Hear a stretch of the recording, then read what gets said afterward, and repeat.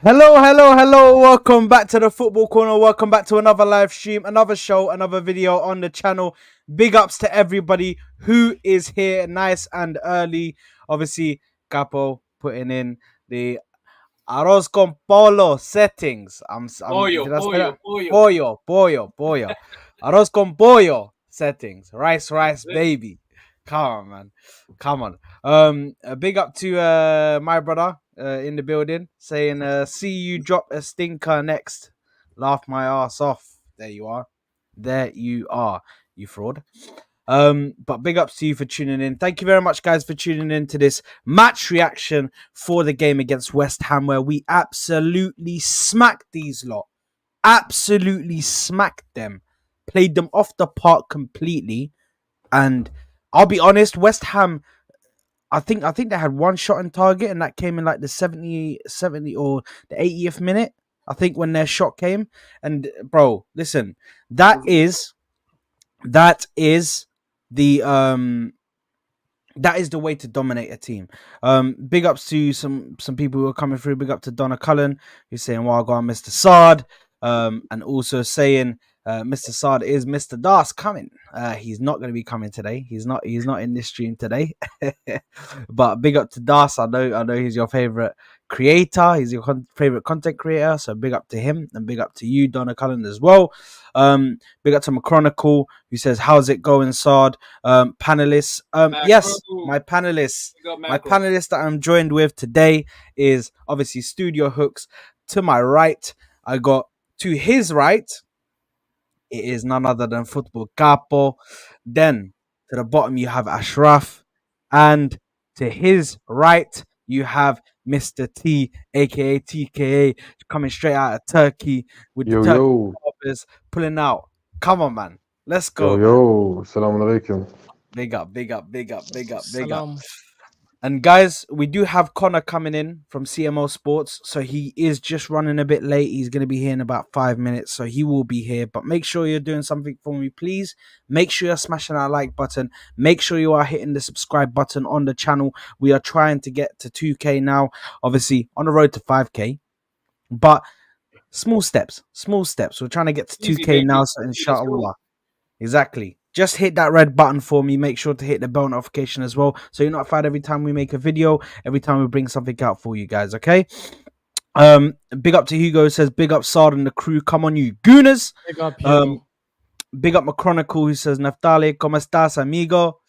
Todo bien, Jeez, come papi, on, todo man. bien. Big up macro, bro. Nah, Always big in up the line. big up McChronicle, man. He's actually a G, bro. He's He's all a over G. the place, man. I love it. Bro, he's everywhere, bro. I see him everywhere. Big up to him. Donna Cullen saying he is my favorite everything. I love everything about him, not just his content. Fair enough. Damn. Hey, he's got a fan. It's crazy. Is Mr. Theo coming also? He's not today, unfortunately, but he did say hold that West Ham. That was a message that he said for everybody. So they can indeed hold that. And just before we move on to the actual game, Krusty Briefs, I'm just gonna say your name out there. Saying fraudulent confidence. We all know this, Sard. No, it's not. We're on a run now, and I think the oh, here we go. Connor is here, guys. Connor has arrived finally. There we go. Let me bring him on, Mr. Connor from CMO Sports in the building. Yeah. Sorry for running Big late. up, man. Sorry for running late, man. Oh, Nah, don't thank worry, goodness man. he Don't doesn't worry, have the man. shirt. Hey, listen, at this point, when I mentioned that I don't like a shirt, it seems like everybody just says, you know what? Forget that, bro. Sard doesn't like that shirt. I'm putting that on, bro. You know what I mean? I'm Yeah. going to his channel. I need to destroy his eyes. You know what I mean? So it's all good. I We're had there, to I had to wear it out of respect to the destruction that happened to yesterday. You know what I mean? I had to, man. Trossard on the back as well. Come on. Hey. Yeah, okay. That I like. That I like. There you go. You got trust out of the back, yeah? Hey. Yeah. Hey, the Fairs, bro, Champions fairs, League fairs, badge fairs. as well. Yeah, fairs. Come on. Fairs. Come Into the on. round of 16, man. Come on, bro. It's coming home. Come on, we're out here, bro. We're out here, live. Anyway, moving on to the game, guys. And I want to get every single. I want to get each of your points. We're gonna go through different topics. Obviously, I'm gonna ask you guys different things, just so we can get just an overlook on the team as a whole. But I'll go to Studio Hooks first, and I just want to ask you, bro, what were your thoughts on Bukayo Saka in this game today? Big G. Big G. Big up my guy, Bukayo Saka. I will scream it until the day I die. I don't care if he's not doing this silky Ronaldinho performance every game. He's giving me the output. He's putting the points on the board. He's racking up the numbers. And he's on 100 GA now for Arsenal. That is crazy. Our star boy is now on 100 GA. It's crazy. And you know what? Yeah, today, one of my friends tried to draw me out, yeah, and was like, "Oh, Nunes has more GA than all of your front line." And I actually looked into it, and Saka's actually killing it. You know, not only does he have more GA this season than Nunes, he's only one behind Salah. Behind Salah. That's very interesting. Is that in all competitions? That's in all competitions. So Right. Saka's on 26 and Salah's on 27. Now that's very interesting considering the messaging between the both, right? Because Saka's having a worse season. Amen. Supposedly, you know what I mean? So but you know what? I can't lie, yeah. It's great to see, you know, someone from the academy doing so well for the first team. And he really is, to a degree, carrying us on his back in it. So you have to give it to him. You have to give him the props, and you know, long may it prosper. 100%, and I think he was amazing in this game. Capo, Yes, mi sir. amigo. Todo bien, papi. Yes, I'm all good. Saludos a mi gente. Big up to everybody in the chat. What were your thoughts? What were your thoughts? Obviously, the question that I want to pose to you before we obviously get into the game and just everybody goes for it. What were your thoughts today or in this game on Kivior? Because that was quite an alarming one when we saw him starting. Obviously, everybody was here before the game for the pre-match thing, and obviously we saw Kivior starting a left back. I was worried. For me personally, I was worried. I was like, I don't know how he's going to handle it. I don't know how he's going to handle West Ham, their attackers. I don't know how he's going to handle Bowen. Do you know what I mean? I don't know how he's going to handle what's his name? Kudus. So, you know what I mean? Because I know they like to switch side. Him and Ben Johnson definitely switched sides this game. You could see they were just interchanging from one side to another, both of them. But how are your thoughts on Kivior's performance today? Or in this game, sorry.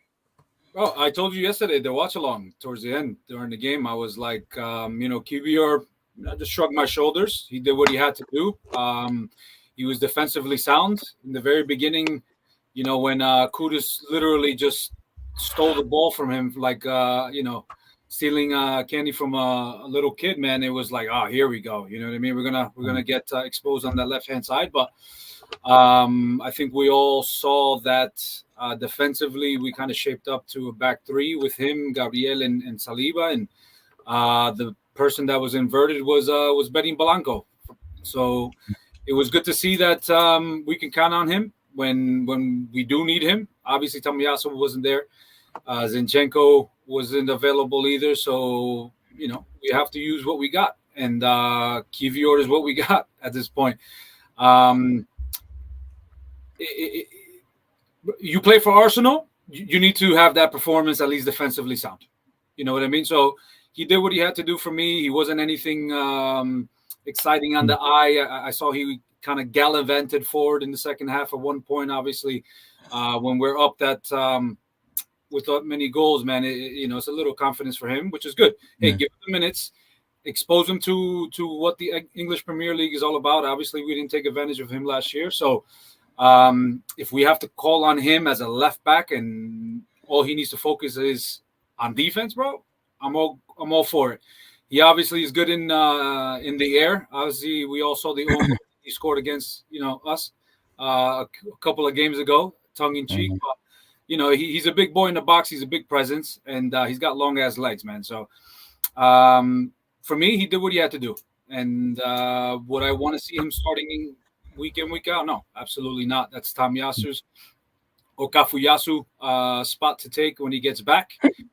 He needs to, get back to 100% because we do still have a long season to go. But essentially, I think we all know that Timber is going to make that his own when he does get back. So that's what I think about that, bro. Yeah, no, fair enough. Yeah, listen, I agree. I think he had a very good game. Obviously, we will get into everybody having their thoughts on it. But Ash, my brother Ash, because you and Hooks are actually the two that were very confident before this game, going into it. Me and T had to sit there and be like, you know what? And we were actually wrong because we thought it was going to be a closer game. We thought it was going to be a 2-1 victory to Arsenal. But we managed to smoke them completely. What were your thoughts? Let me give you a good player. Actually, you know what? You can hold that for the shirt, innit? You can hold that for the shirt. No, yeah. I was like, hold on a minute, what am I doing for the shirt? Because you wore that shirt right there. You Yo, can he hold legit that. changed, bro. Yeah. I was like, hold on a minute. So you can hold that. What were your thoughts on Kai Havertz in this game? I thought you my were gonna God. ask Cedric Suarez. Oh, That'd bro. be too deep. That's too deep. That would have been mad. That would have been mad. Like Cedric Suarez, 75K, another 75K in the bag. Nah. Look, I mean, when the funny thing is when Gabriel scored that goal initially, like, at least when I was watching it, they showed the camera on Kai Havertz first. So I actually thought Kai Havertz is the one who scored it in. And I was like, oh, damn. But look, I think he did all right. I think our entire team played really well. And he was obviously like part of that midfield that kept things moving. I like the fact that he was played more as a striker this game. Yeah, I know his position, like formation wise, was in the middle, but a lot of times he was making those runs in the box. He was always there trying to finish. I think Hooks called it before the game that there'll be a lot of interchanging between him and Trossard, and that's exactly what happened, which is good to see in these kind of games, right? Because I think that's where we'll get the best of Kai Havertz. I still think that he can still get a bit more involved in the game because if you look, I think he had like 40 something touches throughout the game, or maybe like not even touches, 40 passes I think in the game, which was lower than Odegaard, obviously lower than Declan Rice. But hey, in the end, I get it. It's not his basic role. It's not his main role for this game. His main role is just to be a nuisance, make those runs in, get inside. I wish he was slightly more threatening with his like final third, like passing and shots.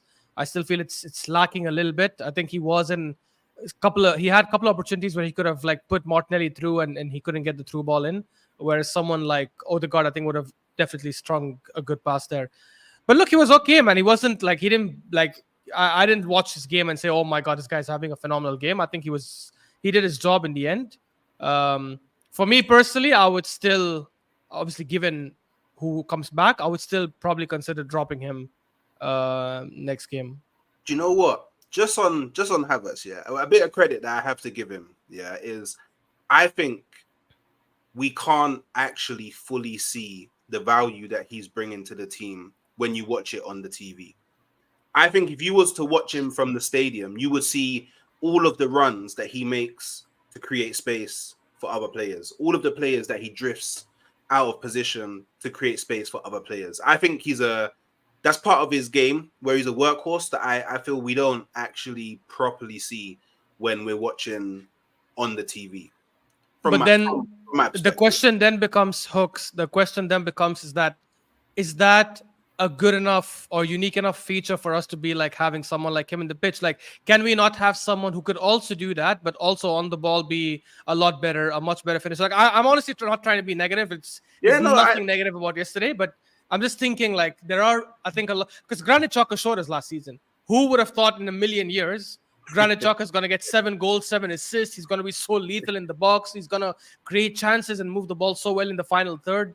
So I don't know. I just feel like the stuff he does is not something unique to him. I feel like you can get that in like I want to But be it's the- conservative. it's 60% the- of the midfielders in the Premier League. but it's the intelligence, right? Because you got to know when to run, you got to know how to run, you got to know what you're actually doing in certain positions. So don't get me wrong, he can definitely improve on the ball, and he can be more clinical. He better improve. Yeah, but I feel there's sometimes a massive disservice or discredit that we do to him because in football you don't tend to pay attention to the stuff that's not flashy, right? You don't really watch the game and focus on, oh, this person's over here to make sure that person's not over there. You don't really focus on that when you're watching the game, right? So I don't know. I'm always in Kai Havertz's corner in it, and maybe that's why I find these. Listen, he's a disruptor. You know, he's a disruptor. I think when he's on the ball, the way he collects the ball, he's clean with it. Like I don't really see him tripping over his feet or anything like that. You know what I mean? He keeps it ticking along. Now, is he keep it ticking along the way we're used to, which is fast paced, like a la ESR, where he just goes and dashes in? No, he's a lot more methodical with the way his decision making is. You know what I mean? You could tell that there's a brain up there. Now, I do see him pulling people out of formation, which is good. And listen, the fire that he brought against Liverpool, we need that.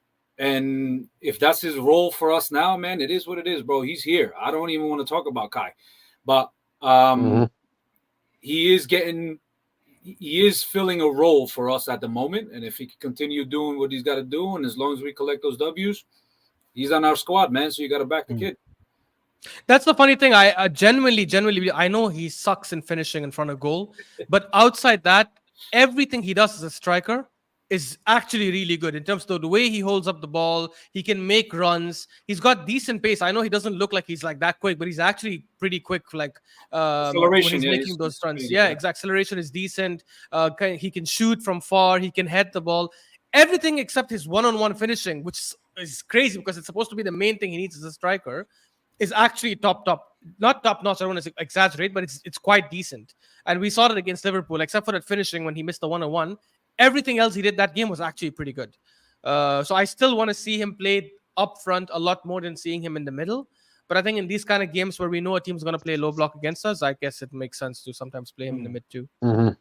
Listen, really quick, just to end it, TK, the way he was going in and out with Trossard, it gave us options. We could cross it in, look for him, or we could have Trossard kind of dictate the play up top and bring in the winger. So that's kind of how I saw it. Yeah. I'm just going to say one thing before Saad asks the next question. If this was Fabio Vieira, I would have agreed with you. But Kai Havertz cost us 65,280,000 a week. Exactly. I just expect more. The things you say are positive, but those are the minimal things. Those are normal football things you need to do as a footballer normally, you know? And if I'm going to give praise to our most expensive player for that, bro, it's going to be long. It's going to be long. So that's why I'm saying if this was Vieira, I would have agreed fully. Because that guy is 30 million and not that expensive, you know? And he's young. He needs to get used to the league. But Havertz is already 3 years in the Premier League. 3 years he's in the Premier League, and he cost us twice as much as Fabio Vieira, 65, and his weekly wages are the highest of everyone. Facts. Yeah. And that's my issue. That's my issue. I got a quick question for Ash in the comments. I saw it. Meskin is asking. Big up Meskin, by the way. Big up 1,000 times, my brother. Meskin is asking, ask Ash if he's still questioning Arteta in his role and this team top of the table by the end of March, gentlemen.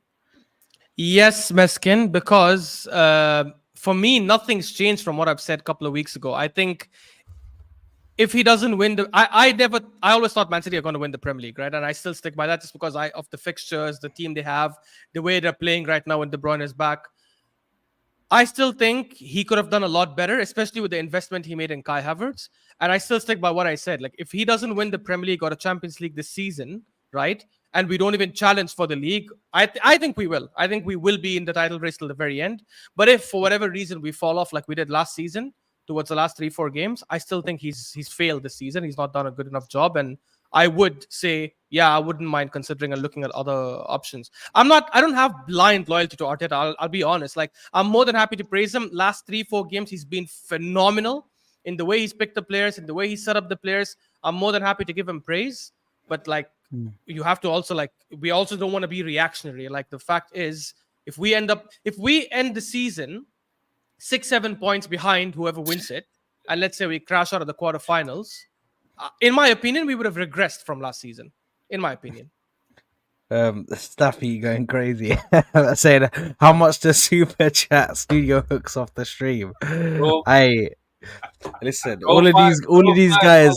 2 zeros. A 5 followed by 2 zeros. Not even that, bro. All of these guys have a 1 million bounty on their head, bro. You know what I mean? So you Release have to be clause. 1 million. Clause. 1 million release Yeah, clause. it's a 1 million release clause, bro. They got 1 million release clause on their contracts, bro. So you know what I mean. Unfortunately, unless you drop a 1 million super chat, which I don't even think that's possible, they're staying right where they are, man. But big up Staffy in the building, always my brother, obviously Big up, Staffy. from New Jersey, my brother, man. But obviously we're just asked. New Jersey. Yeah, I told you before, man. He's your I guy, got- bro. He's your I got a guy. link. I got a You link. know what I with mean? you. Don't worry, man. You got to link up with him, man. He's out there in New Jersey, man. I think they call it the suburbs, isn't it? Oh, he's classy, it? huh? No, I don't know whether he's in the suburbs. I don't know. Isn't New Jersey like this? Isn't New York like the city? And then Yeah, New York is a concrete jungle. New Jersey. New Jersey is called the Garden State. There's a little bit of everything over here. Yeah, so I thought it was more of the, you know what I mean, the suburbs. It was just had more houses and nature and parks and stuff like that. Obviously, New York is just a city and everybody's there and everything's happening. That's what I thought anyway. But obviously, you guys can correct me. But T, Which player? I'm gonna nice you, bro. I'm gonna Give nice. him David Raya. Give him David Raya. I'm gonna nice you. I'm gonna nice you today. You know what I mean? Because I respect you as a brother. I'm gonna give you a very good player to give us your thoughts on. Well, El Neni was pretty good. If I You're remember. such a. I just tried to give his analysis on El Neni, bro. He Hey. tried 2 shots over the bar, but he was. I said El One Neni shot was was decent. It good. was on the goalkeeper. Hey, yes, that was a good one. I'm gonna give you Ben White. Ben White. Wow. Ben Okay. White. Hold that. Ben White. Yeah, he was decent, man. Nothing really to say. Amazing assist to Rice for the final goal, but yeah, he didn't stick out that much, to be honest. And if he doesn't stick out, it's the better. He was overlapping a lot, something that we've been criticizing him a lot for the season. And last game, bro, he was overlapping a lot. Every time Saka was doing something, you just saw Ben White run past him. You know, really good. And yeah, it's not much to say really. He's one of those players that didn't caught my eye, just like Kivior, because Kivior had a solid game in my opinion. You know, also. I heard before, bro. Before you go, I know you got one loaded in the in. Hey, this guy got loaded in the gun, bro. He's got the gun loaded. Click back, bro. He's ready to pull the trigger, bro. Relax. 1 second. I just have to big up Staffy because he did send in a super chat, my brother, supporting the channel as well. Big ups to Staffy saying, here's a 5 followed by 2-0, followed with 2 zeros. Technically, he's right. Hey. It is. The full stop, bro. He said, JK, love to the panel. Make sure everyone's smashing that like for my brother Saad. Please, people, make sure you're smashing a like for me. Make sure you're also going, and you know what? I'm gonna put his link in the description as well. Make sure to go subscribe to Staffy TV, bro. I think he's on 3.2k at the moment. Obviously, he's trying to go on road to 5k as well. So we're all trying to get to 5k, and then obviously more and more subscribers. So we're just trying to get to the end goal, which is pretty much endless. You know what I mean? We're trying to get to millions right here. You know what I mean? But make sure to go subscribe to Staffy as well, and big up Staffy for supporting the channel as well and sending in the super chat, my brother. Respect to you, Habibi. Much love. Hooks, You had something loaded in there, bro. Yeah, I wanna ask the panel a question because I was actually just ask the question. So did y'all notice how Ben White was inverting from the right? Mhm. Yeah. Now do you guys remember the question that What I you posed to said. you guys in the I pregame, and you remember. guys pretty much laughed at me? Mhm. No, but you said No, play no, him in no. the middle. You Yeah, didn't say but yeah, inverted. I'm gonna be petty, and I'm gonna say you said play him at the middle. You didn't say invert. No. I know. But I get your logic. Yeah. To be able to invert into the middle, you have to be able to know how to play in the middle. No. Yeah. Hmm. And he did that Yeah, better. and, I think he inverted, bro. I think he inverted. Like, okay, fine, Hooks. We understand. You're with Arteta and the crew. Yeah, you've got the playbook. You're there in Yeah, training. Man knows exactly what's gonna happen, bro. He's calling it. Oracle, You're on. man. You're on To be mute, fair, he called Trossard as well. Yo, my man never said invert though. He just said CDM. Play him in the That's middle. true. bro. That's true. He That's said true. midfield, That's bro. what I heard. I'm just No, He said wait. midfield. I'll still give it to him only because we have never seen Ben White invert before. Yeah, good. Yeah. But I do get the logic of why Arteta did it, because if you have Ben White and Zinchenko and Kivior, I think inverting Kivior was always wrong, because while he's a good center back on the ball, he's not bad on the ball, by the way. When he's playing as a left center back and he's on the ball, he moves it well. He actually comes under pressure well and all that, comes out of pressure well. But when you are playing as a left back and you have to do that consistently again and again and again as an inverted fullback, it's a whole different thing. And I think Ben White is clearly a lot more comfortable on the ball. So I'm actually glad Arteta tried something like that. Bergen County. I don't think it'll continue long run, because I think Timber and Tomiyasu will be back soon, and Zinchenko. So yeah. This man's giving his county, bro. Yeah, I can't be giving the city away. You know what I mean? Oh, okay, all right, yeah. I don't know what I thought there, bro. I thought you were giving away your full location, bro. I was about to, what did you say? I'm dead. Wait, what did you say? What county? Bergen. Bergen County. Yes, sir. There There we it go. is. Look, we're definitely about to link up. He works in Bergen County, bro. You know what I mean? He works in Bergen County, man. Big up to you, lot, man, for the link up. I'm between Bergen and Essex. I know, England That's an got an Essex, bro. got an Essex as well. That's an Essex, bro. Big up Billericay, man. Anyway, some random place, bro. Well, the only reason why I know that is because of a show called Gavin and Stacey, bro. That's the only reason why, bro. Otherwise, I wouldn't even know that place. But big up to them. Moving on to Connor, and before you go, I'm actually gonna nice you, even though you've come up with some wild formations. I don't. Yeah, Connor, you're never beating those allegations, bro. Like you're actually the one allegation about dropping Odegaard. That yeah, you're never beating that one. No. That's on your. You know when they say you have a record, like a criminal record, yeah.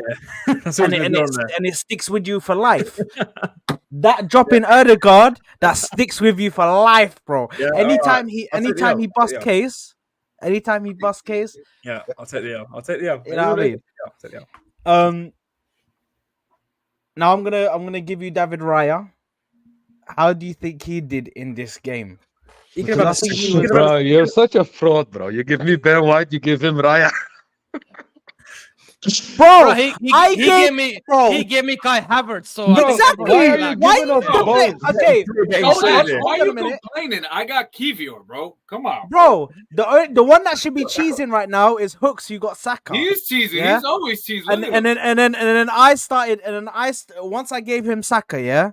Once I gave him Saka, then all of a sudden, I said, you know what? Nah, hold on. Why am I giving away the good guys right now? No. Let me give But you know guys from outside. you know why you're still a fraud though, yeah? Because Yes. you gave him Saka, fair enough. There's a lot to say. You gave Capo Kivior, who I know has not been great this season. No, but there's still something to say about Kivior. We didn't expect him to do well. He played better than expected. He gave that amazing cross to Saka. You gave this guy, what's his name? You gave Ben White, who inverted, so something new was there. You gave me Kai Havertz, and there was nothing new. Like I'm trying to think. Like, let me remember what he did in the game. Some mad ball control. Some nutmeg. Okay, hold on a minute, because you brought this shirt into my life. You brought that shirt into my life, bro. You're not passing these allegations, bro. For those you wore that shirt. for those who don't know, the background before we started, I was wearing black, and the moment I saw these guys wearing this, I'm like, yo, you know what? I'll put this because Saad hates this jersey, bro. Yo, even Bro. TK is taking a piss. Look at him. Sophisticated over there. Look at him. Yeah. Bro, I need to rep my guy. I need to rep my guy, you know? I love that name, bro. Sophisticated, bro. I will lie, that Sophisticated, is you already know. legendary, man. That is legendary. But you know what? Fine. Okay, I'm not gonna do everyone dirty. Okay, Connor, you bust Yeah. case. You bust case this No. time, yeah. Oh, I'm gonna give you Declan Rice. How was Declan Rice today? Sorry, Ash and T, bro. And Do you know what? Yeah, and people. Oh no, I'm kidding, bro. Just a joke. I see all over social media, right? People critiquing this guy, saying he's not better than this, he's not better than that, he's not better than this, not better than that. How about just watch the player? I swear to God, I would have never walked in and thought Declan Rice would be taking set pieces for Arsenal, because by God, he is what we needed. And don't get me wrong, I think we're still the highest scoring set piece team, right? But even before that, like it always 16. just seemed a bit underwhelming, even though we have the most in stats. But now it looks like it's always effective. And that is massive in a game now. Because now teams are going to be worried that whenever we take set pieces, they're going to be looking out. Because I don't know who chose to put him on set pieces, but applaud to them. Because it was fantastic. And his game in general, I was worried going into this game because obviously we played them last time. And I think the sort of occasion got to him. He was a bit lighter, I would have said. I don't think he was really fully in it. But man, he was in this game, man. And that shot, easily goal of the month. Easily. I probably wouldn't put it into like the goal of the season because Garnacho has just taken that for me for the goal of the season. Pure But he's technique. definitely in for goal of the month for me, 100%. That shot, that strike. Pure And listen, technique.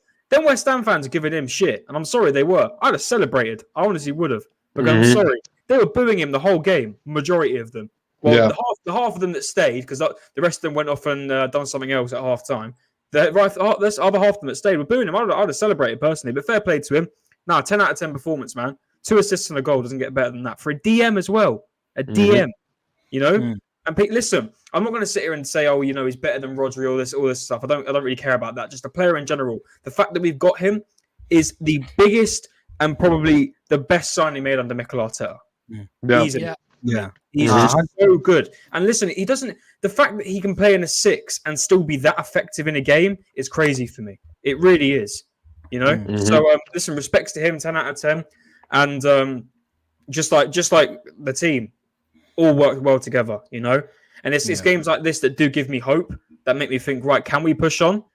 But the word comes back, consistency. Consistency is key. And they've proved, I don't know what's in the Dubai water, but ever since we went there and came back, bro. it's been different. It has, and it's felt different as well. Bro, It these really man, I'll tell you exactly what it was, bro. These man were drinking Zemzem. Or like they drank Zemzem, they came back here, bro, blessed. Blessed. Absolutely, bro. Hey, Yeah. the weather is Absolutely, beautiful bro. here, bro. The weather's beautiful. They came, Wallahi. enjoyed the weather, and went back. I can't lie. Crazy. Salt Bay is doing the biggest comeback story after the Argentina World Cup W, I swear. Okay, This let's guy, not- after what he let's- did to our hey. team, this guy is making the comeback story, bro. Hey, let's relax with the Salt Bay, bro. That guy's a weirdo, bro. It's so real, bro. Wallahi, bro. Yo, Mikael Shakespeare is a weirdo for taking that meat like that, bro. Pause. Yeah, that was a bit nuts. That was a bit nuts. That was Oh, very embarrassing. I'm not gonna lie. That was Yo. embarrassing. The football's fine, yeah. Hey, Off the pitch is where it's going nuts right now for Arsenal. That man look like a little baby Exactly. bird and shit. Like, Yeah, Yeah, honestly, bro. Hey, No, no, yo. but wait. But when you watch it, you can clearly tell that Arteta He was is not uncomfortable. comfortable. Like Yeah. he's not comfortable, but it's part of what Salt Bay does. Yeah, he does that to everyone. Any yo, of your Coach, ideas, you actually watched that, bro? I was uncomfortable to even watch it, bro. To this day. To this Oh, day. man. Bro, I've I just had to wanna. forcibly be shown it, bro, with my face Oh next my to it, bro. god. I want to put yours to the pound, by the way. I just because with me, right? I tend to lose my head. I say to myself, I have an hour after the game. I celebrate. 6-0 is massive. Biggest away win, by the way, in the club's history. I'll throw that out there. So big up to Mikel Arteta and the squad for that. Because I do give my praise when it is due, and that is respectable and it is massive. But did anyone here, say, "Oh, we're now winning the league"? Any of that floating around at this point? There's always a bunch. Yeah, I thought I was gonna have a lot more optimism this morning. A lot more people saying this and giving us I don't praise. know, man. Nobody I don't wants know. to give it, bro. It's all good. No, listen, we're still in it. I'm not saying we're not. We're 100% in the race, 1,000%. But it makes me, do you know what? It makes me look like last season, right? We were dropping points to West Ham. We were on Southampton were unbeaten against us, you know? It makes me worry that could happen again because the problem is, I mean, we've got to hope Liverpool and City drop points either way in the long run. Like, you have to hope because that's the only way we can catch them up, right? But it just makes me think, like, say if we drop points against Burnley, touch wood we don't. But say if we do, it kind of meant the last two results really didn't really matter that much, and that's the one thing that worries me. But that's what I mean. But it's right though, bro. I'm right. That's the one thing that worries me. I think with Arsenal just worries me. Listen, it's like I said, I get what you're saying. Was banging, but I have to throw this out, and it isn't the Arsenal blood. Inconsistency, even. You know, that's the one thing that worries me, bro. Connor, I hear that. Do I believe Arsenal will go on and win every game like City can do until May? No, but the performances that we're giving are giving me a bit more hope, and I'm just hoping that we can carry on like that. I really do. You know what it is, Hooks? One thing before you go. One thing. I hear that because City, Liverpool, or Arsenal, either three drop points right now, it would be crucial for them. You know, maybe City less. But Liverpool and Arsenal, all teams at this moment in time, if they drop points, they would be fucked. You know, it would be a long way to go for them. You know, but we've shown that we capitulate when it's crunch time. So we've seen this before. We've seen this scenario. So I see where Connor is coming from. You know, because this happened before and it could happen again. And I can see the concerns because most of the time, when we drop points and we get out of a title race or get out of a competition, for example, it's against a smaller side, and it's not against a bigger side per se. You know, Hooks. Before you go on, Hooks, you're gonna go ahead and do. I'm just gonna ask Connor a quick question, and then you're gonna know where this is going. Definitely. Connor, ask Hooks what my super chat was about on Mo's channel yesterday when they were having that same discussion. Do you remember that, Hooks? Bro, my super chat was until we win the league or Champions League, it's the same all Arsenal. Yeah. Fact. Yeah. So look, okay, I don't disagree with you, Connor. I don't disagree, but I'm more from the angle of do you think Man City fans sit with each other and say, if we lose the next game, then the last few games didn't matter, or Liverpool fans sit with each other and say, if we don't win the next game, then the last few... It's more of a psychological thing. Like, I don't think Arsenal fans should be talking about the team like that right now. That's the only angle that I come from. Because when does it end? When does it actually end? I know when I know when it will end. At what point can we enjoy? Like, at what point can we be happy with what is happening instead of always thinking about the what if? Yeah, that's why I said I have my hour or two of celebrating it, and then that's true. No, it's true, and then we move on to the next game because the season's not over yet. It's not over. The season isn't over yet. You know, and I'm going to be completely honest, right? Say if it comes to the end of the season and we haven't won the league, we're going to look back and be like, oh well, that Liverpool win, yeah, fair play, we won it, but don't really matter now. The 6-0, great win, fantastic performance, but it doesn't really matter now. That's the point I'm trying to get across, you know? And that's what I'm saying. Listen, more than happy to talk today. An absolutely banging result. 10 out of 10 from the team. 100%. I always give my praise when it's due. But then you've got to move on. Burnley. Next one. Then it's the Champions League with Porto. You've got to keep moving, you know? I will happily celebrate all this and go for a season review if we end on a massive high. But if we end on a low, I'm going to be looking back and I'm thinking, yeah, we got that win, but it didn't lead to anything. That's the way I think about it personally. Okay, so if we don't win the Premier League, do you think that nothing that we did throughout this season matters? Well, yeah, because we came up with nothing. Surely, that's the way. So then, if that's the case, we just shouldn't celebrate or be happy because we can't celebrate regardless. We can celebrate wins, but we won't celebrate second place. I'm going to be real. I won't celebrate second place. Let me ask you this. So, if we don't win it this season, but then we go on next season and we win it, would you still think that this season and the season before had no relevance? But for me, honestly, the season that you played had the relevance, no, bro. So you don't believe in building up towards a goal. Well, We're in a yeah, position to win of now. course I do. If But we beat I'd Man rather City focus and on the Liverpool, season. I we mean, now. like if we were reviewing a season, you review that season. You wouldn't really go ahead and review the season before where you didn't win it. You know? Yeah, but from being an Arsenal fan and understanding what Arteta's actually trying to do with the club, you would have to look at what he's building towards. So to say at any point during the building that we don't reflect upon it and be like, okay, surely we could have done better, but this here and this there was some of the like key moments that actually led us to get to here.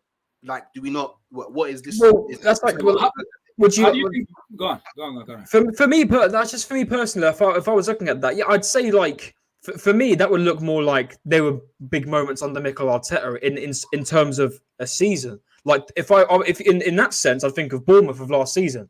That was a crucial moment, crucial 3 points. As much as it's a memorable game, and that Nelson goal was always going to be memorable in Arsenal's heads. If we're going to be honest, we're sitting here now, it didn't mean anything. In the long term, in the short term, I was gassed. I was buzzing, but then come season end, it's like, when we move forward, are we going to think that was progress? That was going forward? Because listen, that's different. That's completely different to, for example, this season we have been able to beat Man City twice. Like those are. But why does that matter if you don't have anything to show for it? Brentford are unbeaten with City, but would they say that was a thing in 2 years' time when something successful has happened? Yeah. No. I think there's context. Brentford aren't going to go on to win the league. Like what I'm talking about is so the reason why we didn't win. There's a lot of reasons why we didn't win the league last year, but in my mind, one of the main things is that we couldn't beat Man City. So because we couldn't beat Man City, the players actually genuinely did not believe that they could take the title away from them. But we've beat them this season.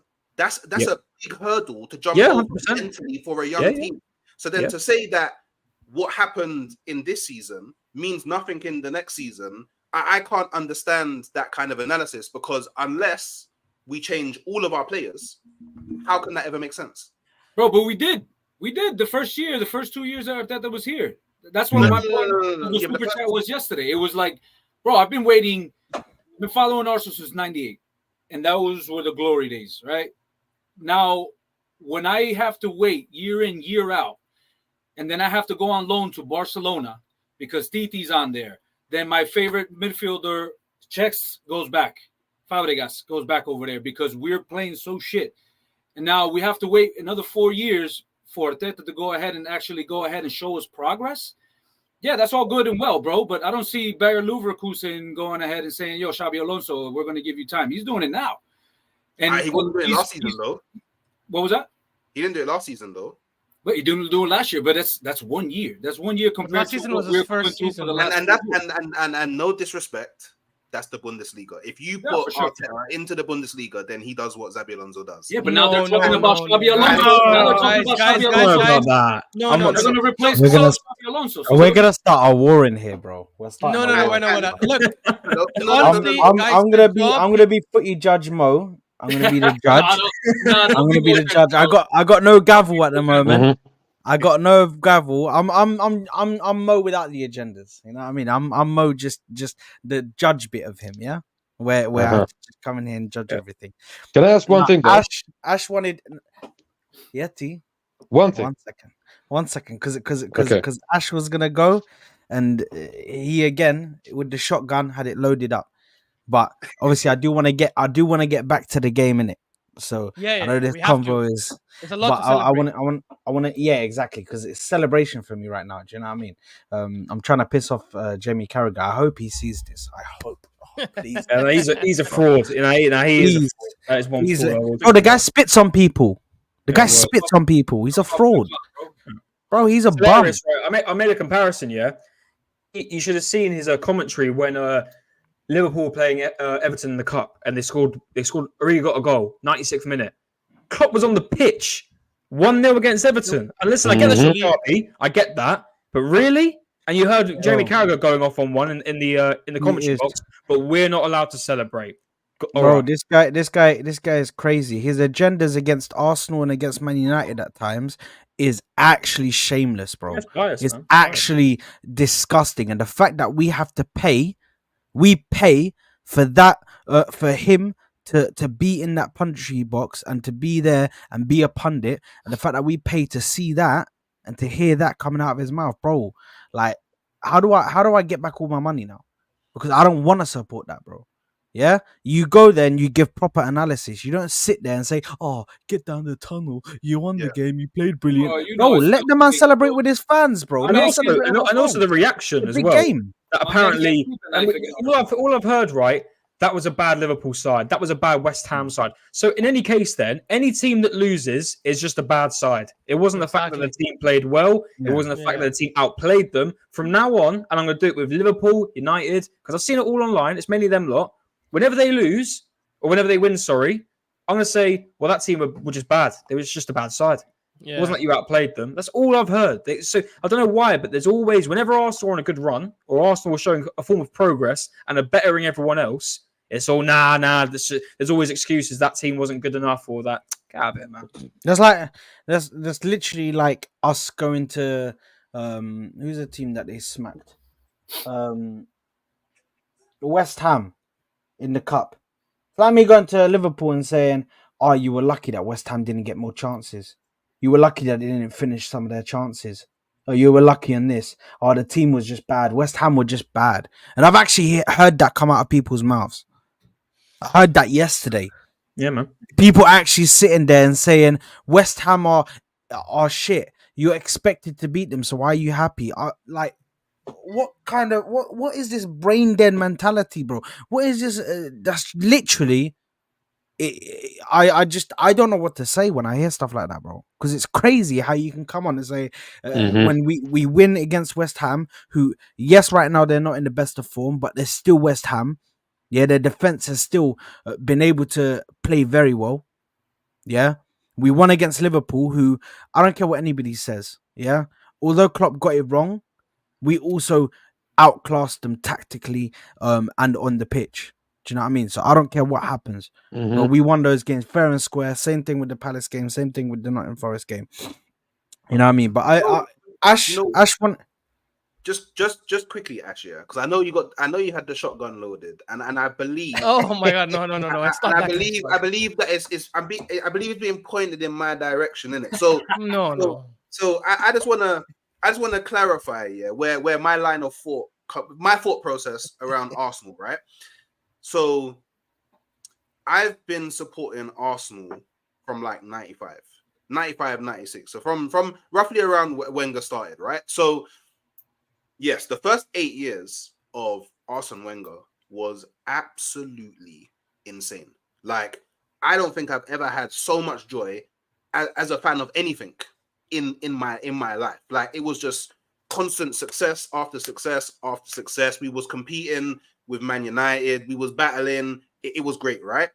But then after that, we've had like the longest period of, if we be real, apart from winning FA Cups and playing in the Champions League now and then, we've been in the gutter. Like, we've actually been in the gutter, and this is why trenches, bro. and this is why people react the way that they do when Arsenal do well, because people like Jamie Carragher and Gary Neville, what's happening is they're getting flashbacks to when Henry used to bad them up all the time, and they don't want to go back through that with Arsenal again. That's what it is. It's They fear. can't sleep That's at what night. it is.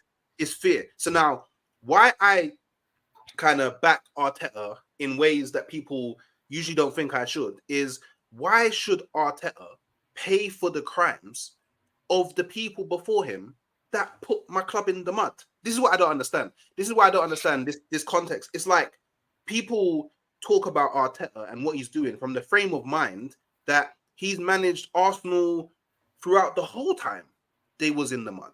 But he came into the mud, had to navigate through the mud, and he's now brought us to a point where all of us can sit here and say, okay, we're not 100% going to win the league, but we're definitely going to be up there.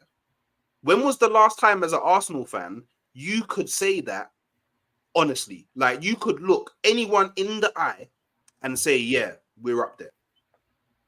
I mean, Yeah.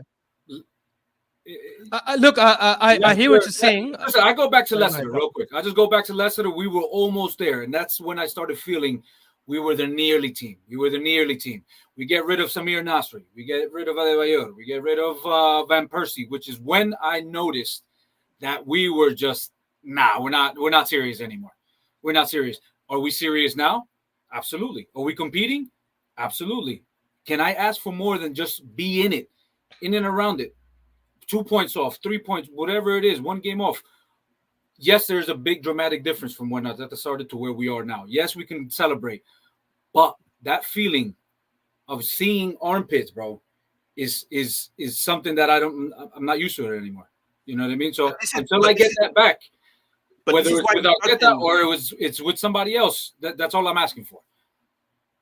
Look, I mean, for me, a couple of things. The first thing is the guys, the Jamie Carragher thing and all. The only thing Krusty Briefs has said this whole time that actually makes sense is that these things, this punditry is just for clicks. Like he knows Arsenal fan base is huge. They react to this kind of news, so they know when they say these kind of things, they obviously like pile on and they get the clicks they want. So trust me, like don't even. Do you guys remember when the Super League thing was going on, and Robbie from AFTV went on TalkSport with Ray Parler, and they were talking about the Super League, and they were asking questions, and Ray Parler just suddenly switched it to, by the way, I think your channel is a disgrace, you do this, and Robbie was like, huh?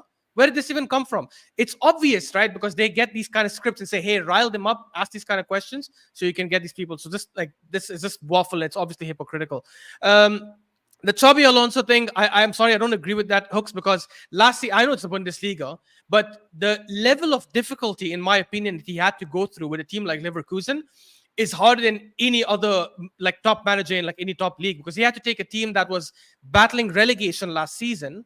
He's got them playing one of the most, if not the most beautiful football this season, right?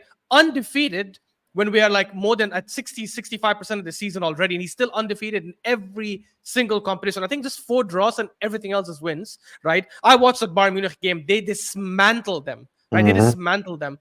That is not something that you don't do unless you're an absolute genius of a manager. And we've seen that before. We've seen that with Guardiola when he first started. We've seen that with Zidane, even though like Zidane, people say, oh yeah, the team was just that good when he overtook it. But I still think he had to do a lot of good work to influence these guys to do it. So that's my part on Xabi Alonso. Now with Arteta, right? I actually think Arteta's done an amazing job with us. You're right. He came in. We were in the absolute gutter. We were like dog shit. We were finishing 8th. We were not even in a conversation to even be challenging for the league, let alone win it. And he's done all of this. He's built us. He's taken out the bad egg, and he's put us back in such a position where, yes, I know we haven't won anything, and people will keep saying until you win anything, it doesn't matter. But we're in a position now where we can actually say we are one of the best clubs in the world right now in terms of the overall squad value, the ability, and all that stuff. However, with that being said, that doesn't mean we cannot not only criticize, but say he might be.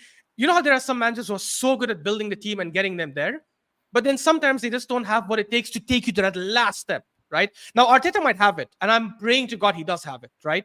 And this is why, for me, I keep saying I'm always going to judge a manager. By the way, not just Arteta at Arsenal. Any football club, you should always judge the managers by progression only, right? That's why I never believe in this 5-6 year contracts ever. Every manager should only get 1 or 2 year contract max. And the idea should be that in 3-4 years, this is where we want to be. However, just show progression. That's it. Now, obviously, there are exceptions. If you're a Pep or you're a Klopp and you've won a bunch of things, you could have the off season. That's fine. Klopp had an off season last year. They finished outside the Champions League. They didn't win shit. Nobody in their logical mind should have said sack him, because he's allowed credit. He has credit in the bank to say, hey, you know what? I'll make it up this next season, which so far it looks like he is. Right? Yeah, he's definitely going to be the next season, whether we win or lose.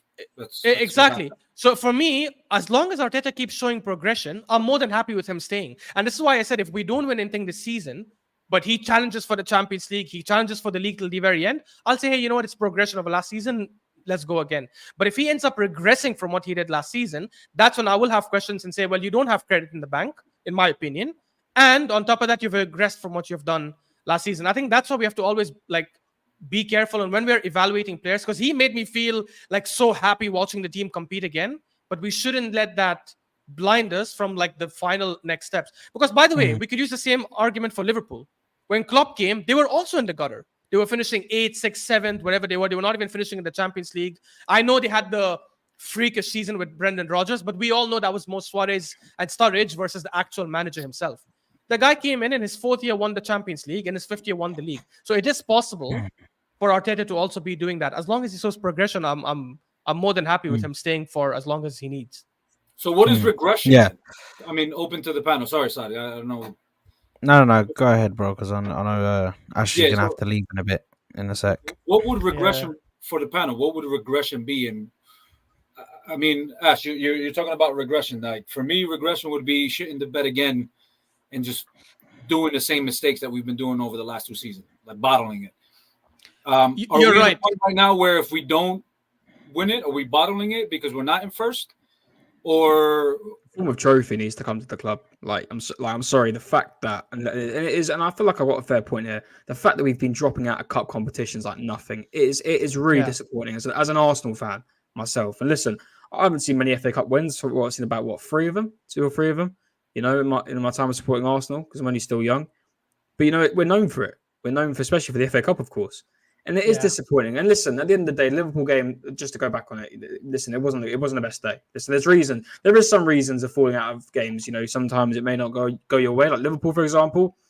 You know, the games like Forest before and all that, you know, I just really wish that sometimes we'd put a bit more effort into it, I guess. I don't know. But, you know, that's the one.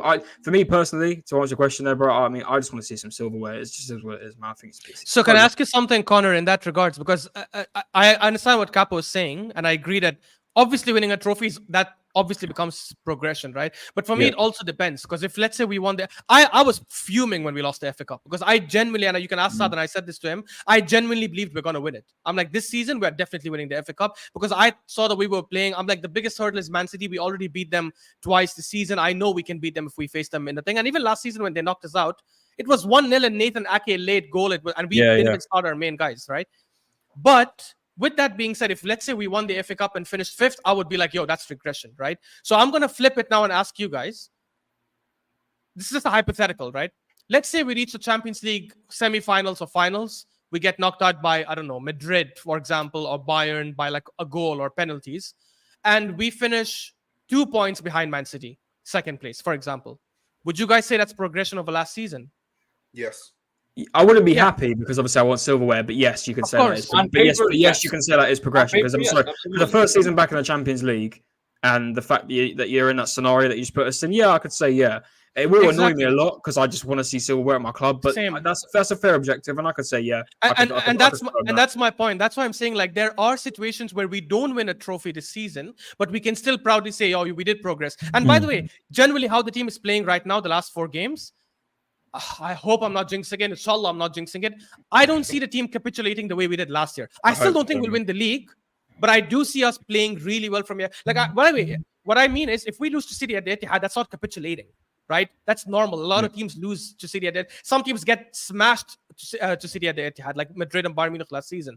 If we lose to City, we lose 1 or 2 other games, but we win everything else, and we still lose the league. That's not capitulating for me. So if we continue at this level, and we are a few points behind City and we can stay till the very end, and of course we don't crash out in the Champions League, then that is completely different from me. But if let's say we got knocked out to Porto, I don't give a shit what we do in the league. As long as we don't win it, that for me is tremendous regression. Even if we lose the league by goal difference, I would still say, yo, that's shit. Yeah, no, listen. I think for me, obviously, I've always been very clear on my stance.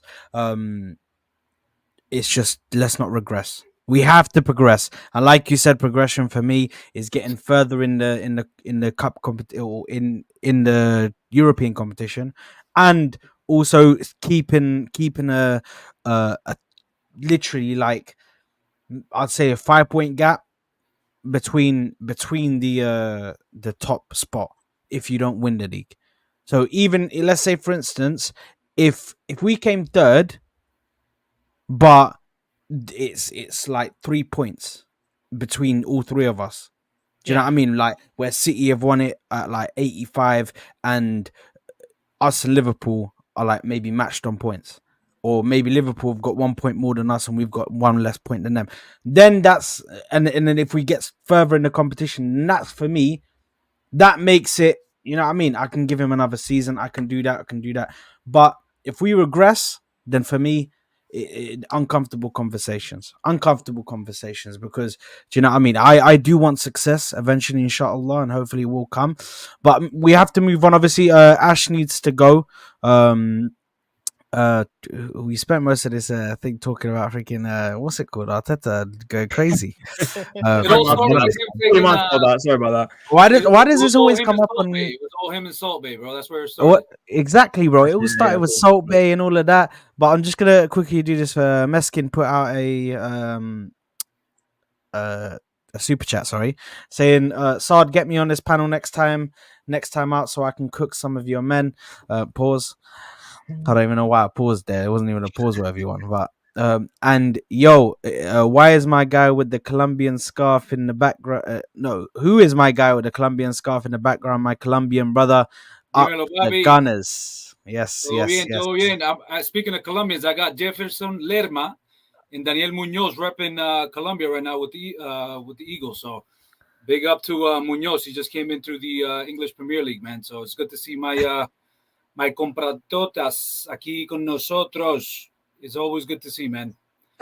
I think he's half Persian, right? He's half Persian, half Colombian, Meskin, if I'm not wrong. We got a lot of Turkish. We got a lot of Lebanese. We especially on the coast. Wow. We do have a lot of melting pot. You know what I mean? A lot of Turkish, Lebanese. If you look at Shakira, I think her parents were Lebanese, if I'm not mistaken. But you know, I'm as light as they come on the coast. But if you look at my cousins, man, they're dark as hell, bro.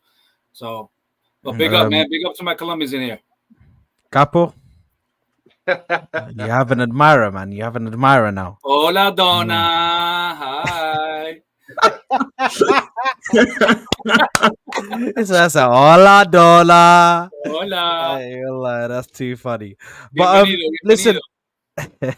obviously, Ash, I know you gotta go. So obviously, listen, Ash is YouTube link is in the description. Make sure to go and click on it. Make sure to give him a subscription. Obviously, don't go anywhere yet. We are still going to continue shortly here. Just going to round off the game.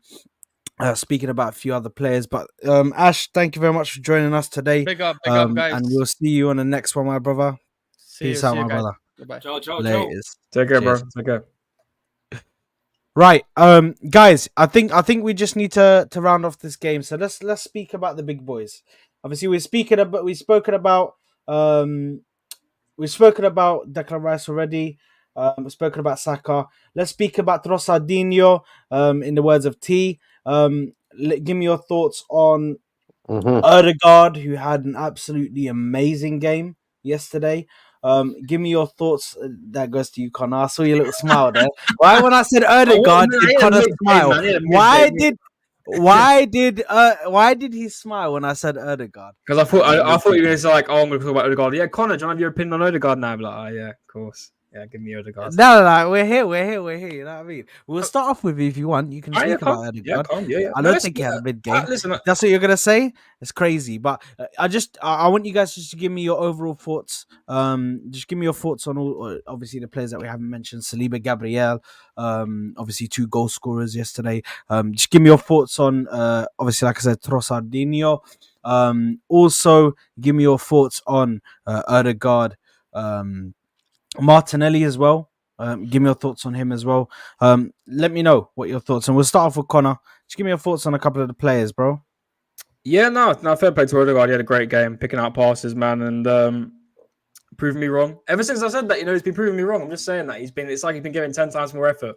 Ever since I said before the Liverpool game, I don't want him playing. But no, fair play to him, man. He's done a good job, as much as the rest of the players were. And it wasn't even to the fact that West Ham's defense was poor. He was controlling everything.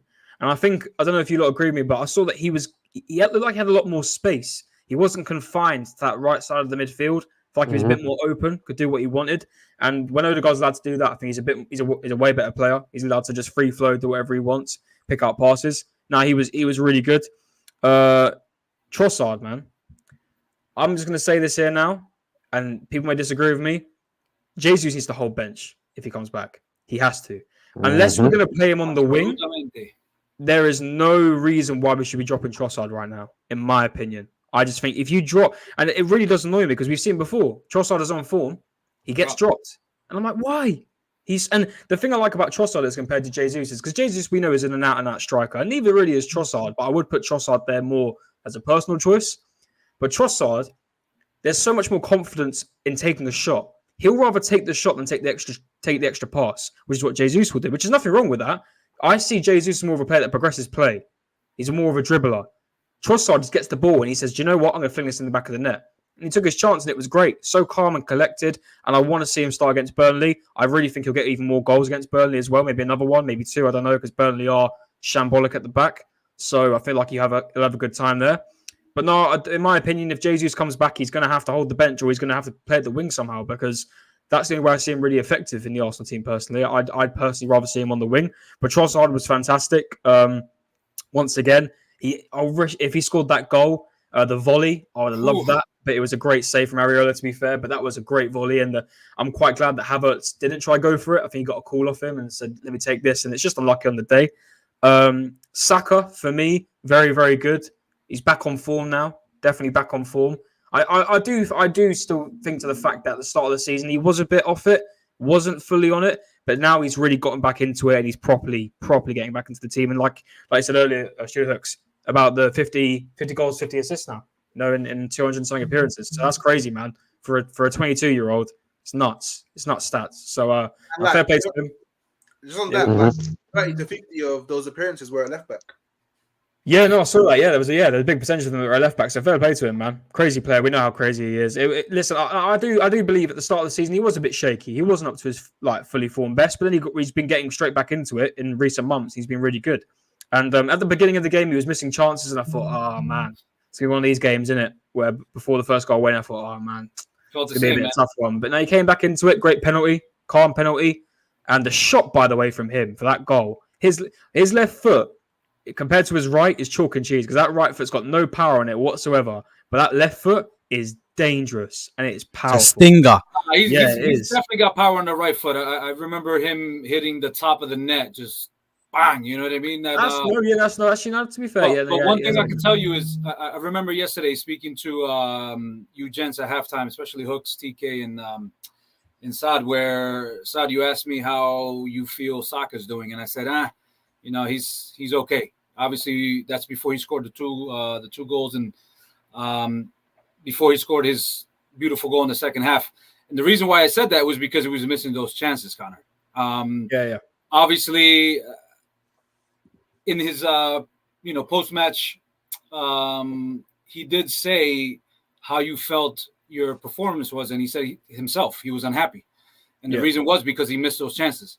But that just goes to show you this kid has that elite mentality that he knows he should be hitting those and put it in the back of the net. And he's so humble as well. Somebody like him at such a young age and knowing what he needs to do to improve his game, he's going to be, for me, top, could be world class, man. He's definitely elite status right now, I would say. One of the top wingers right now, and I'm happy to have him on the team at such a young age. Now, I still feel like we need to manage his mileage. Obviously, we've had a lot of players where we put a lot of trust in them very early on, and then they really just fizzle out towards the end of the career. And I think, Connor, what you said, Trossard coming into the middle, Gabriel Jesus is the perfect replacement for Saka on the right-hand side, to be completely honest with you.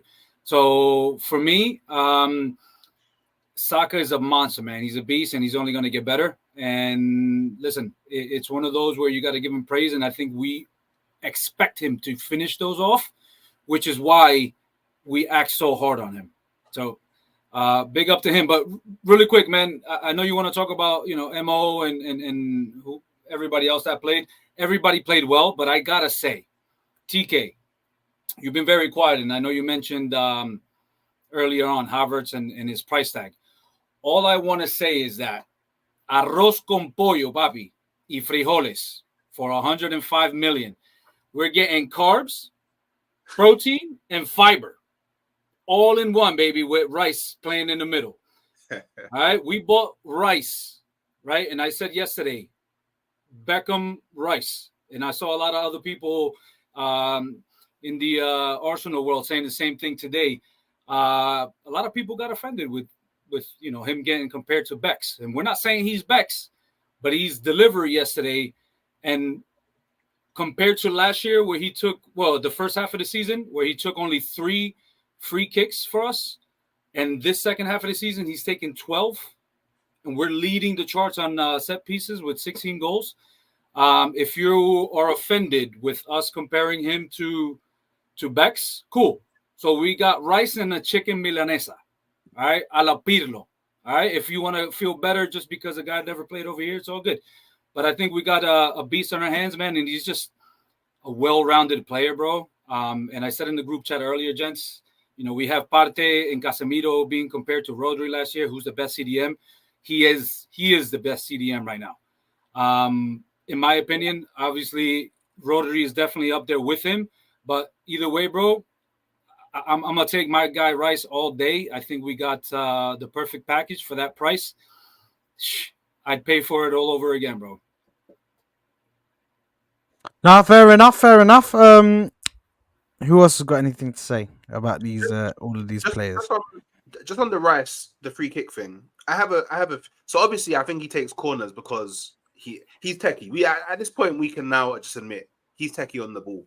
But the reason why I think he takes free kicks is because if something f's up, they can't really break on the counter versus us because Declan Rice is the furthest player back. So that's why I think he has taken up this role in free kicks, because he can deliver while also being able to cover defensively as well. Imagine Erdegaard taking it and him being in the box. He would have to jet back from far if they countered. But bro, we saw it against Liverpool, right? Yeah. When it was Salah and like 2-3 other men, and he stifled them. So bro, the way he was running back, just looking at them, bro, just eyes first, bro. Man was just running back. He's like, whoa.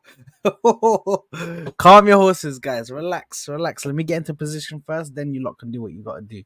Right, he's too sick, man. He's too sick, honestly, Declan Rice. And for me, listen, I think everybody had an amazing game. A lot of interchanging, like you said, obviously studio hooks. You called it with the whole Havertz situation and Trossard. They were going to be interchanging, tactical masterclass. Yeah, it's crazy, bro. It's crazy. With the helmet, bro. With the helmet. Yo, Sad and TK, question for you. Yes, go ahead, bro. 2 center backs, best in the league. I got asked this question yesterday. As a pair, yes. No, as a pair, yes. I'm hearing Van de Ven. Do you know what? Yeah, I tried to humble myself when that gets brought up. But do you know what? And then, excuse my language, I said yesterday, I said, fuck it. They actually are. I genuinely said that. Because the fact that they just work so well. And listen, don't get me wrong. That Liverpool game, they have their errors. Every centre back pair. Look at Van Dijk. He has his errors, against us, But do you know what? Yesterday, I look at the amount of goals we conceded this season, and I'm like, do you know what? The fact that we've had no injuries to them as well, touch wood, because by God, I swear to God if that happens, man. Oh, please. But please, bro, please don't. I've really deeped it this year, and I thought, do you know what? We have a dangerous pair, and they are so young. Because when I look at some, some pairings, like, when you look at like Real Madrid and stuff, I look at Militao and like, David Alaba, Rudiger, they're experienced people, experienced players. And I think sometimes, maybe Arsenal need that. But I'm thinking, do you know what? We don't. The fact that we've got these young 2 centre-backs in our back line and they're controlling it like they've been in the game for a decade, it is ridiculous. And I do believe that some teams are afraid to come up against them. I really do. And I definitely would put them up there. Currently is one of the best, if not the 100% now. And I said it with chess now, easily. But because I'll tell you one thing, I don't think Haaland could go ahead and bounce Saliba off like he did, who was that this weekend against Everton? We just Brantford. Yeah, Brantford. Oh my gosh. But go on, Hooks. Yeah, the players don't even get the chance to go up against Saliba and Gabriel because Rice just says no. Like literally, Rice just says, "Nah, where you going, man? Nah, relax." Good point. Good point. Because I was calling out James Ward-Prowse yesterday and his set piece, capabilities. I don't think we gave up any fouls around the box. to even give him a sniff. Yeah, I was vexed. I made a bet, yeah, that and all it was for Declan Rice to have one tackle, but he didn't have one tackle in the game. The whole time that he was on, he didn't have one tackle. That's how dominant we was. Think about it. We were so dominant that our DM didn't have one tackle. It's crazy. It's actually crazy. It's crazy. Yeah, 100%, 100%. T, do you need to say anything, or are we just gonna end it off here? For this one. Yeah, I think enough has been said, man. I don't think much needs to be added after that, you know. So I think we can end it here. Nah, Can I fair have enough. Ending question for you guys. There you Ending go. question for you There guys. you are. So throughout this season, yeah, David Raya's got a lot of stick. But are we now starting to see why Arteta wanted him? Yeah, I think he's getting a bit more comfortable in front of that defense, Yeah, I or agree. behind that I think- defense. I think he was I very think nervous when he first started. he's starting to get used to them. They're starting to get used to him. I think the sudden change in goalkeepers was a bit erratic, was a bit rushed. But the fact that he's come in and now he looks like he's starting to get used to it, starting to get used to some patterns where they are. Do you know what I mean? He looks better for me. He looks better for me. He's starting to become a much better goalkeeper with the protection in front of him. Do you know what I mean? Of the two centre backs. And that's what you need for a goalkeeper to be world class. You need two good centre backs in front of him, and then a goalkeeper to be able to be that last man if somebody somehow gets past them. But yeah, I definitely think he looks better, to be honest. Yeah, man. Because- Listen, go on. As I say, because we can all agree that we have the best defense in the league. He is part of that. For sure. I think one of the most important things in me growing up as a goalkeeper, not comparing myself to a professional by no means, but obviously communication is important, man. And I think, the Red Bulls that Ramsdale used to drink before the game just kind of had him, like spazzing the hell out, you know what I mean? Trying to dictate and trying to kind of orchestrate his defense. It's very important. So I think Raya's communication and his just calmness, his presence, just knowing that, I could pass this kid the ball and he's actually going to know what to do with it. And we're not going to lose our balance. I think a lot of that stuff goes unseen because we can't hear his direction towards his defenders. And he's collecting the crosses very well, man. For somebody that isn't the tallest goalkeeper, bro, I'm feeling a lot more comfortable with him collecting those crosses, and he's going about his game unnoticed, which is good. Let him keep on doing it. The less we have to talk about him and his performances on the negative, the better it is for all of us, man. So important signing. He's older than Ramsdale. If we can keep Ramsdale, great, because he's at the age of 23. I think he still has a long way to go. And we're talking about having Alisson as a world-class goalkeeper, and then you have supposedly the second best, the best backup goalkeeper in Keller. We don't have two world-class goalkeepers, but we do have two very, very, very good goalkeepers to balance each other out. It's not an extreme like Liverpool has, but hey, at the end of the day, the best player is going to take that number one position. And I like Ramsdale. I think he's a very good shot stopper. I definitely think he needs to work on his feet, but Raya is not going to go anywhere soon, man. And especially he's got the Spanish affiliation with Arteta. It's going to be hard for Ramsdale to come back into the team. Mm-hmm. I think Raya's problem was never his ability. I think his problem was him losing his head and him getting flustered and him getting blinded by the lights. You know what I'm saying? And he looks much more comfortable now. And even in tight situations, he just looks so calm and he oozes confidence now. You know, and that's the biggest difference between him now and him a few weeks ago. You know.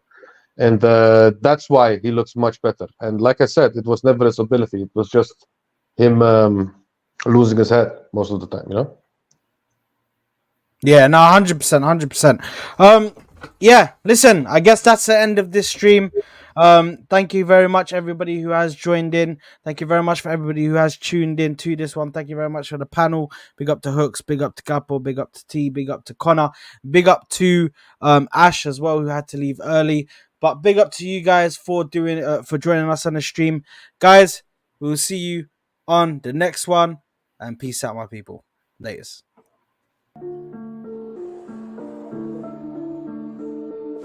I guess your stock just went up, Golden Boy.